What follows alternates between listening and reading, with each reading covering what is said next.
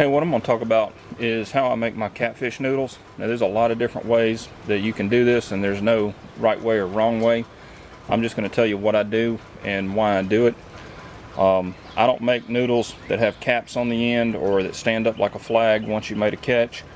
I can pretty much tell when I made a catch my noodle's going to be dipping down in the water or it's going to be traveling across the surface of the water. So for me, I can tell when I've made a catch. But what I use is basically a pool noodle you can get at Walmart or the dollar store, and a piece of PVC pipe. The section of noodle that I use is 12 inches long. Section of pipe that I use is 18 inches long. And what I do is the PVC pipe is 3/4 of an inch in diameter. I just put some glue on the outside of the pipe and shove it in to the noodle and then let it dry. And that way your noodle is not going to slide off your pipe. It's on there for good. The next thing I do is I add some reflective tape and make it a little bit easier to see at night. I had some red and some silver, so that's what I used. Doesn't really matter what color you use as long as you can see it. On each end of the pipe, I make a cut here at an angle, and then I make a vertical cut.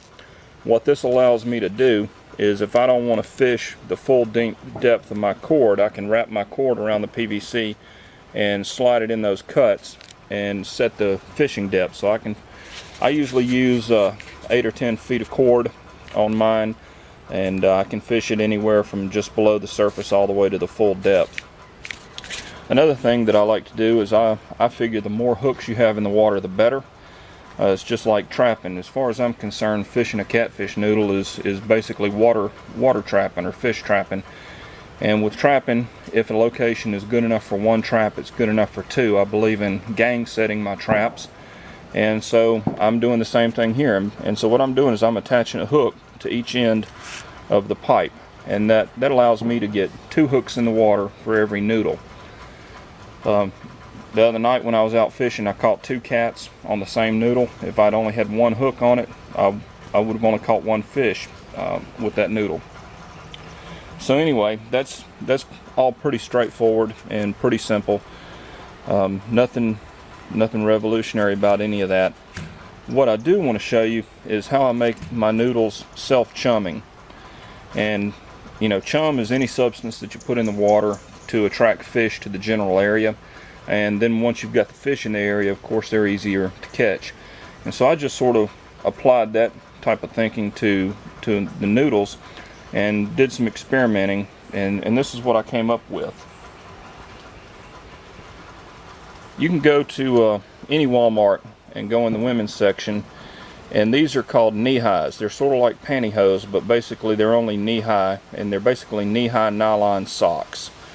And these things are 33 cents a piece, and in each side of each one of these little legs is, of course, a pair of socks. So you get 2 bait bags for 33 cents, so they're about 16 cents a piece, which is a pretty good deal. Now you can use these as bait bags in your hoop nets, your catfish traps, or what have you. They're perfect size. You don't have to trim them, you don't have to cut them. And that's good because your ends don't fray and they don't unravel. These things are already trimmed and already cut. So these are good. Now if you take one of these and open it up, this is what you're going to get. You're going to get 2 of these little knee-high socks. Now my preferred chum when it comes to catfish is sour corn, a mixture of sour corn and sour wheat. And you can Google that. That's easy to do. You just take a bucket of wheat and whole corn, fill it up with water, add some sugar, add some yeast, and let it sit for 2 or 3 weeks in the sun until it starts to ferment and stink. And when it gets good and stinky, then it's ready to go, and that makes good catfish chum. So what I did is I just take about a handful of that chum. Now this is just whole corn because I didn't want to make a mess here. But you would take your soured corn and wheat mixture, or whatever chum you're using. You could put anything in here, whatever your preferred attractant is. If it's not sour corn, if you have cheese trimmings, if you have range cubes, cottonseed cake, you could even take punch bait or dough bait, make dough balls. If you have a secret recipe that you like, whatever. The idea is you put your attractant in the noodle. And then all I do is I simply tie the noodle, tie the knee-high to the noodle. You just put a knot in it and stick it on there. And then when you go to throw this in the water, that's going to hang down beneath your noodle. And it's going to be chumming the area around your noodle. And of course they can't get the chum. The chum's not going to dissipate. It's going to stay there and put out scent. But then you're going to have your hooks with your bait, whatever you're using for bait, right there. And at the end of the night, all you do is cut that, throw it away or untie it or what have you. That way your noodles aren't going to stink. They don't have, substances smeared all over them. And it's pretty simple.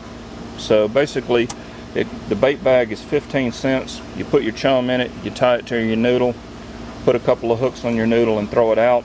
And what you've got is a noodle that is a self-chumming noodle.